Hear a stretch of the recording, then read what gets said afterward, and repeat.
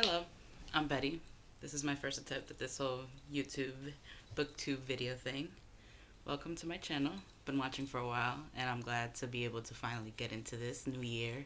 Let's talk about books. Okay, so like I said, I'm Betty. I'm 22, 21. Oops, I'm 21, turning 22 this year soon in like a month.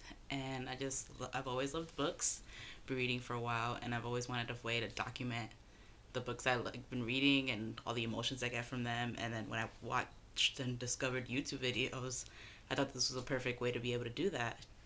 And I just started a Goodreads account, even though I knew about Goodreads for a while. I'm kind of slow on this whole technology thing. But yeah, so yesterday I went to the Miss Quirky little bookstore with my friend, and I got a bunch of books. And a couple weeks before that, I've been getting books myself that I want to read because this whole year I want to do this whole like rereading books that I read when I was younger and just classics that I should have read, but I just haven't had the time. So let's get into this whole mini book haul type thing.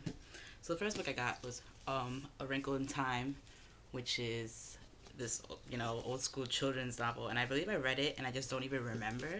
And I love it because it was like $1, and it's like blue over here, and it's just very old school looking, and I am excited.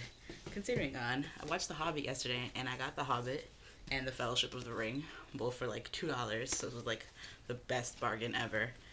And they're very old school, and I love it. I love the old school look of books and not like movie covers and all that stuff. So yeah, continuing on, The Count of Monte Cristo by Alexandre Dumas, classic. And then this is the thing that I think I read this. It was either this or Tales of Two Cities, and I don't know. I don't remember, so I'm trying to reread both of them and see which one it was that I read because I don't remember the name of it. I just kind of remember the basic storyline. So I'm excited to read that. Next is 1984 by George Orwell. Classic, right? So definitely excited to read that. Next is the parallel novel to Ender's Game, which is Ender's Shadow. I'm excited to read this and reread Ender's Game before the movie comes out, and then just reread that whole series because it does continue on. So that'll be wonderful and great. Next is this. I got it for $1. I don't even know what it's about. It's Hero Jesse by Lawrence Milman, and it says the description is Jesse Boone is at the age where he's just discovering sex, yet he spends hours trying to tie his shoelaces. Not much more I can say. Let's see what that's about. Oh my god, the most exciting Superman. I'm so excited. You don't understand. I've always wanted to read these comics, and it's like a collection of a bunch of them. So it's gonna be great, and I'm so excited. So excited. So, yeah. My best friend actually got me this book lovers journal so I can finally like write down the books I'm reading and my reactions to them because I've always wanted to. I've read so many thousands of books probably, and I just don't even know because I just never have actually documented them. They've just always been in my head. That's how I know what books I've read. So continuing on, finally, I want to read Ready Player One. Yes, because I've heard greatness about this book, so I'll be reading that soon. Next is The Future of Us by Jay Asher, because I read 13 Reasons Why forever ago. So I want to read this, and I think it'd be sounds great. It's an interesting storyline. So we'll get into that. Next is The Vampire Armand by Anne Rice. Can I say more? I read The Tale of the Body Thief a while ago, and I've just been slowly getting into this series because I read Queen of the Damned and Interview with a Vampire also a couple years ago. So I'm getting through it. I love this. I love how she writes, and I'm just excited to see what goes into this one and the story of Armand, which is such a great character.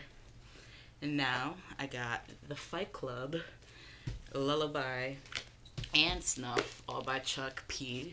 Because I can't say his last name. I'm not even gonna try.